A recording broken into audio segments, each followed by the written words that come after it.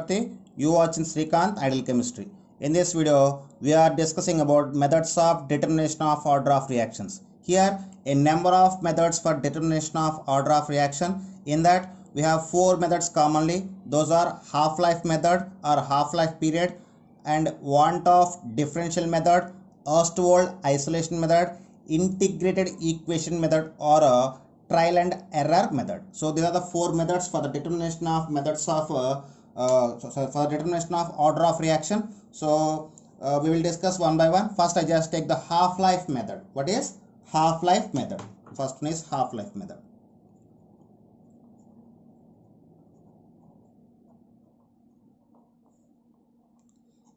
So the half-life method completely depends on half-life values, T of and initial concentration of the given reaction. So here half-life method means the time required for the initial concentration of the reactant become one of its initial value during the process of the reaction is called as a half-life or a half-life method, and the half-life time is always inversely proportional to a power n minus 1.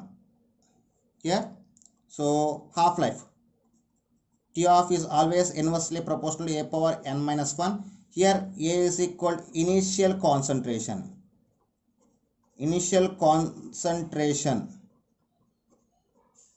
of reactants. Okay, so let me consider an equation at two different half-lives with two different initial concentration. Listen carefully. Let we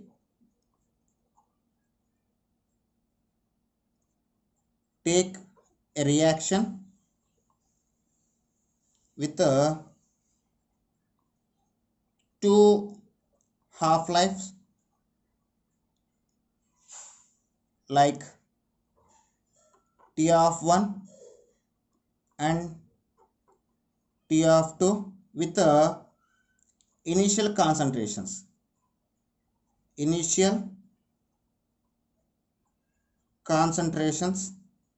A1 and A2.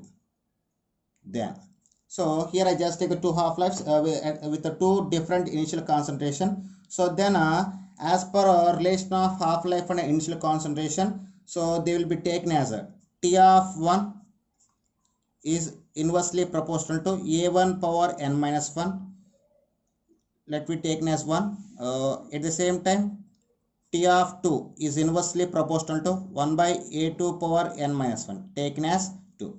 Now divide, now do the 2 by 1. I mean just divide the equation 1 with 2. So divide equation 1 with 2. We get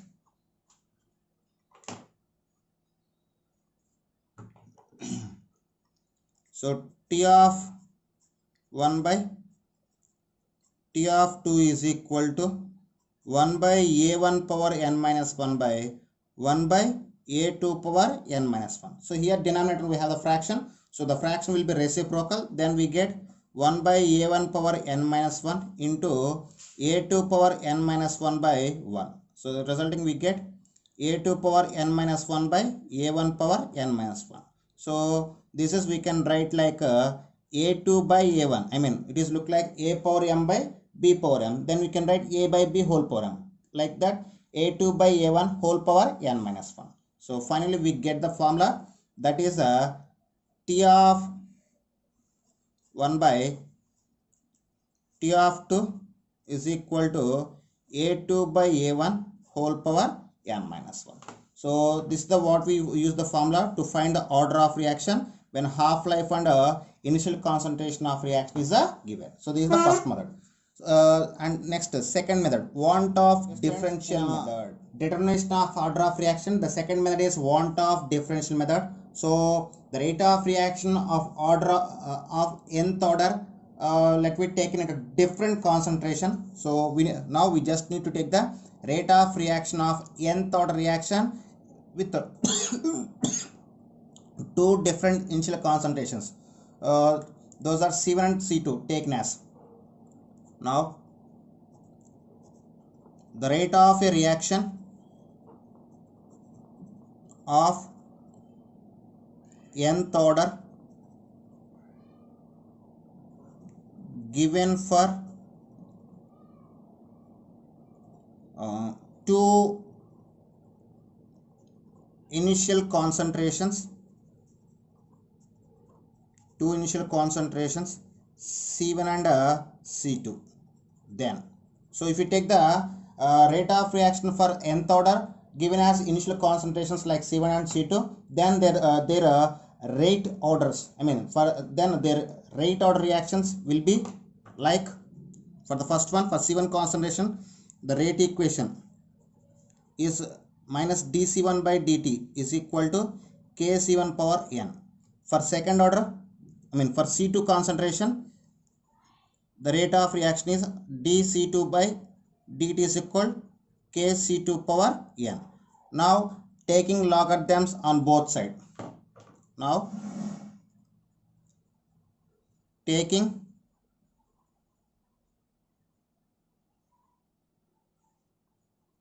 logarithms on both sides, we get, those are log of minus dC1 by dt is equal to log of Kc1 power n. So then we get log of Kc1 power n. Here log minus dC2 by dt is equal to log Kc2 power n. So if we expand this one, we get a log minus dC1 by dt is equal to log k plus n log c1, log c1 power n. We can write n log c1.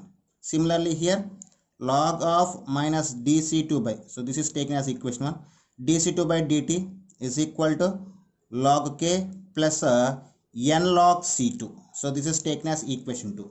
Now subtract equation, now subtract the equation 1 from equation 2, then we get, now subtract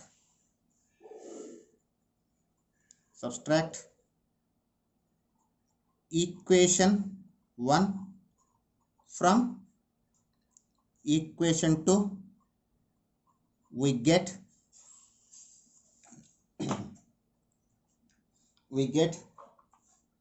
a final conclusion like, so we will take one term by one term. So we need to do the 2 minus 1. So then we get log of minus dC2 by dt minus log of minus dC1 by dt.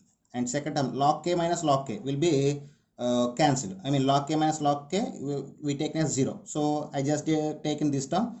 I just go for the next one, that is n log c2 minus n log c1. Here you can do the n common, then we get n of log c2 minus log c1.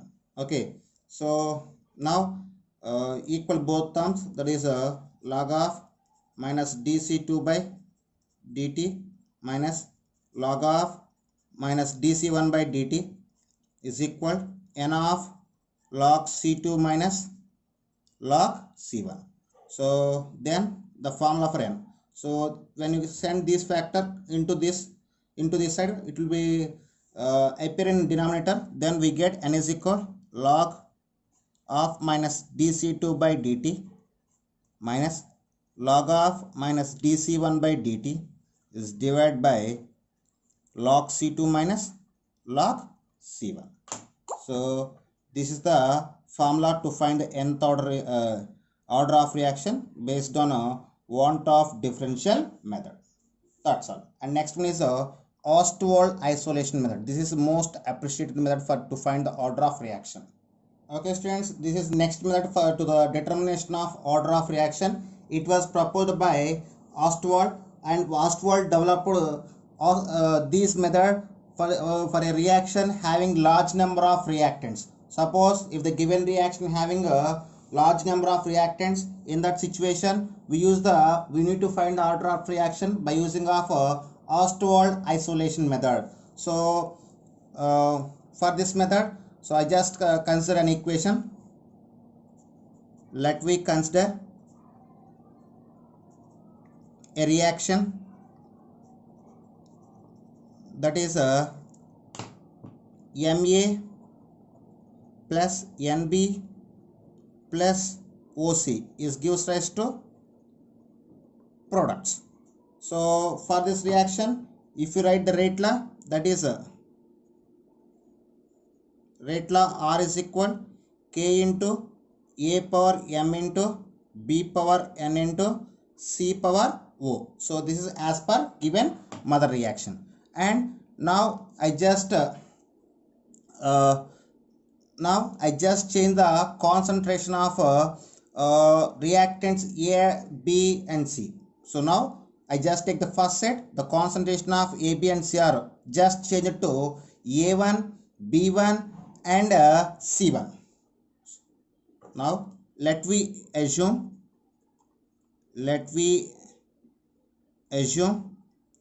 the concentrations of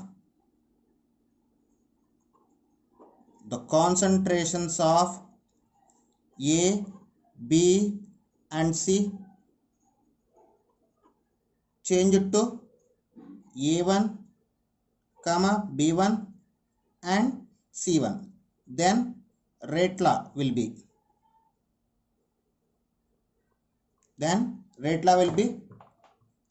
R is equal to, so this is taken as R1. R1 is equal to K into A1 power M into B1 power N into C1 power O. So this is taken as equation 1. Now I just keep the concentration of B and C constant, but I change the concentration of A from A1 to A2. What is now? Keep the concentration of B and C constant, but concentration of A changes from A1 to A2. Then rate law will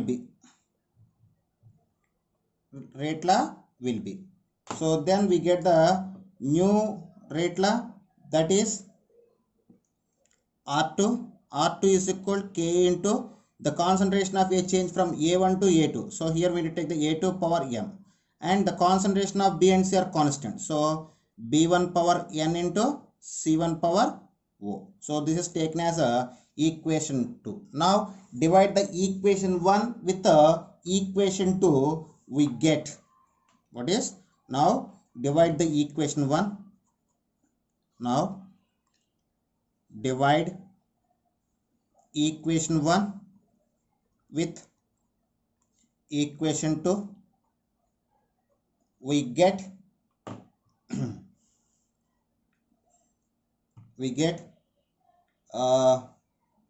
R1 by R2 is equal K into A1 power M into B1 power N into C1 power O by K into A2 power M into B1 power N into C1 power 0.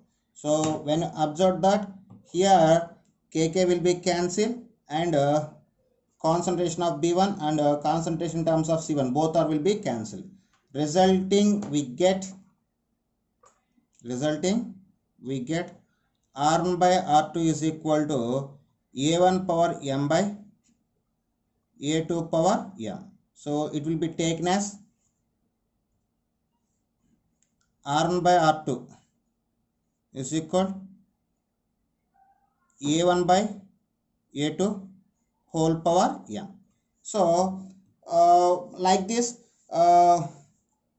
now we get the order of reaction with respect to A. Now by repeating the same process, I mean by keeping of concentration of, sorry, by keeping of concentration of A and C constant, by changing of concentration B from B1 to B2, we can find the n value, and like that we keeping the concentration of A and B constant, we get the value of O. So we are by similarly by repeating of same process, we can find the concentration of B and C, then order of reaction may be equal to m plus n plus O. So here by repeating similar process,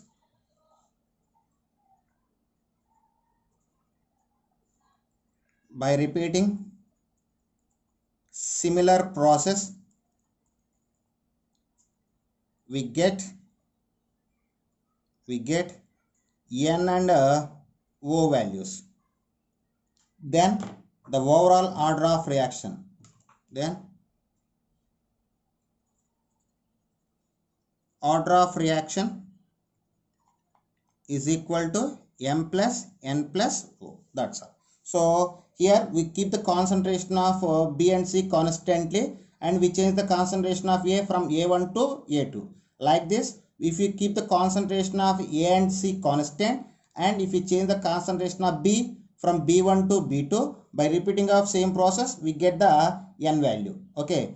At the same time, by keeping of concentration of A and B constant and changing of concentration C from C1 to C2, we will get the O value. So finally, after substitution, we get order of reaction, that is equal m plus n plus O. Okay, that's friends, in a determination of order of reaction, next and last method is integrated rate equation method or trial and error method. So in this method, this is simple method. So in this method, we just substitute the initial values of A, X, T in a various order of reactions. I mean, we need to substitute the given values in the integrated rate equations.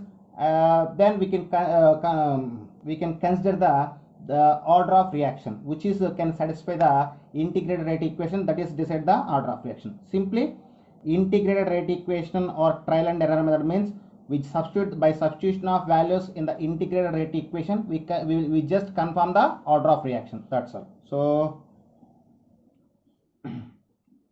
by substitution of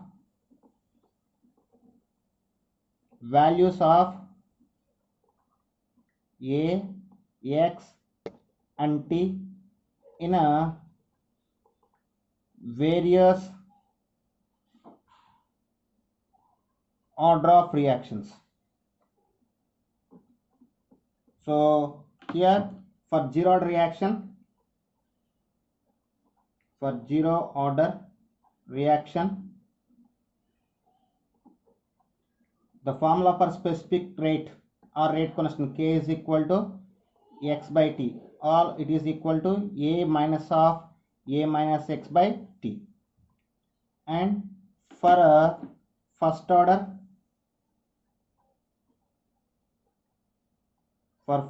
reaction, K is equal 2.303 by T into log of A by A minus X. For second order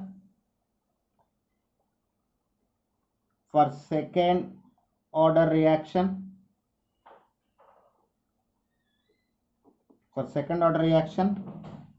K is equal 1 by T into X by A into A minus X. And for third order reaction, K is equal 1 by 2T into 2A into A minus X by A square into A minus X whole square. So by substitution of values of A, X, T in this order of reaction, which order of reaction will be satisfied? That is the order of a given reaction. Okay, and sometimes we will express the based on the graphs also. So so here I just do some graphs.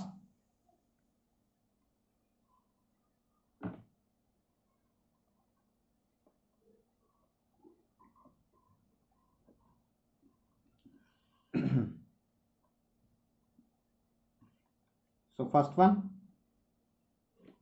the first graph for zero order reaction. So it is for a zero order reaction. So for zero order reaction, I just take the graph time inverse. On x-axis I just take the time, and y-axis I just take the x. Then we get a straight line parallel to the x-axis. So if we give these graph, so it is indication of zero order reaction. Suppose if you taken for first order reaction, so for first order, on x-axis I just take the time, on y-axis I just take the log of a by a minus x, resulting we get a graph with a straight line passing through the origin. And for a third order reaction, for second order reaction, on x-axis I just take the time, on y-axis I just take the x by a into a minus x. So it is indication of second order reaction. Second order, here also we got a straight line passing through the origin. So for third order,